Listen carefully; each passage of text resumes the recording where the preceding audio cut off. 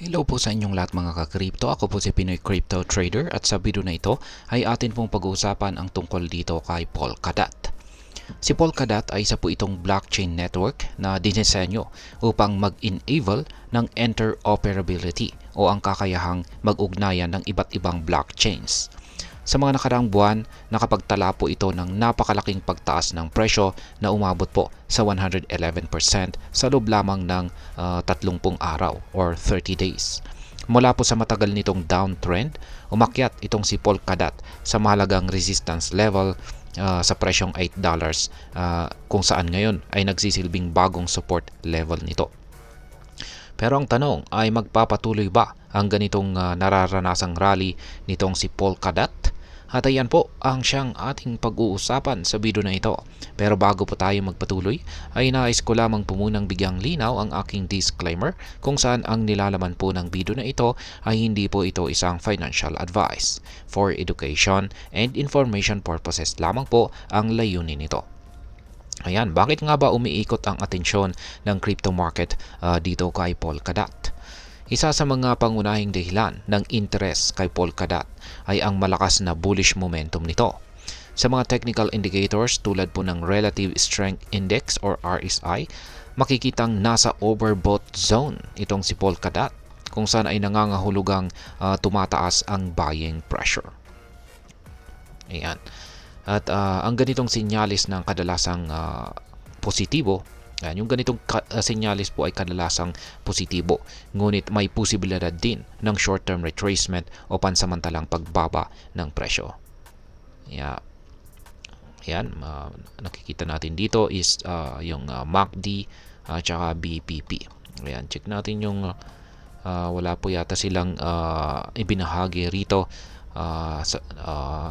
na chart na may RSI. Pero ayan, basta yan po ay nasa overbought zone siya. Ngayon ay dagdag pa rito ay ang MACD indicator. Ayan, nakikita natin dito yung MACD indicator. At ito naman po ay nagpapakita ng malakas na bullish crossover. Ang linya ng MACD ay mas mataas po sa signal line. At ang lumalaking histograms naman ito ay nagpapatunay ng patuloy na pagtaas ng buying pressure. Ang Simple Moving Average or SMA ay tumutulong din sa pagbigay ng kumpiyansa sa mga trader na ang upward trend ay maaring magpatuloy. Ngayon ay ano naman ang mga sumusunod na resistance at saka support levels. Yan, dito po tayo. Ang kasalukuyang resistance level ay malapit po sa $10 na hindi lamang isang technical na harang kundi pati na rin isang psychological barrier para sa mga trader. Sa nakaraan, ang level na ito ay nagsilbing parehong support at resistance sa iba't ibang market cycles.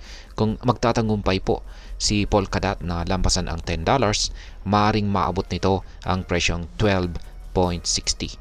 Yan, $12.60 na isa pang mahalagang target.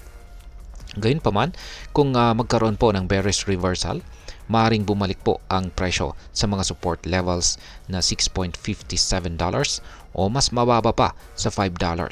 Kaya't mahalaga para kay Polkadot na magtapos ang buwan sa presyo na mas mataas sa presyong $8.61 upang masustain po nito ang kanyang kasalukuyang nararanasan na rally. Ngayon ay ano naman po ang maaaring maging epekto nito para sa atin bilang mga Pinoy crypto trader o investors ni Polkadot. Ayan, ang ganito pong galaw ng presyo ni Polkadot ay nagbibigay po ng parehong oportunidad at panganib or risk. Kung ikaw ay may hawak or holdings na Polkadot bago ang rally, malamang ay nagkaroon ka na ng malaking kita.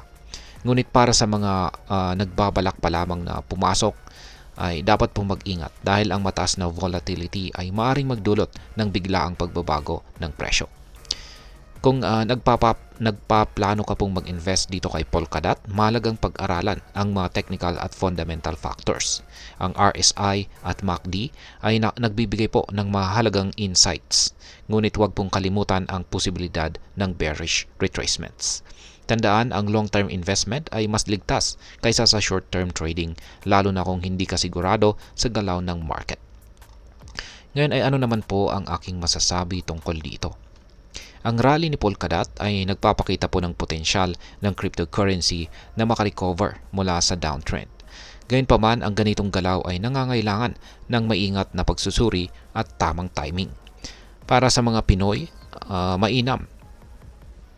mainam po na gamitin ang mga tools gaya ng RSI at MACD upang mas maunawaan ang market conditions bago po magdesisyon.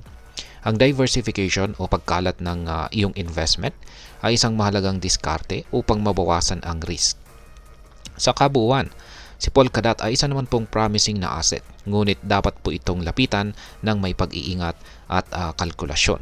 Kung magpapatuloy po ang upward momentum nito, maaaring magbigay po ito ng magandang oportunidad para sa mga investor na handang sumugal sa volatility ng market. At ayan, hanggang dito na lamang po tayo sa video na ito mga ka-crypto.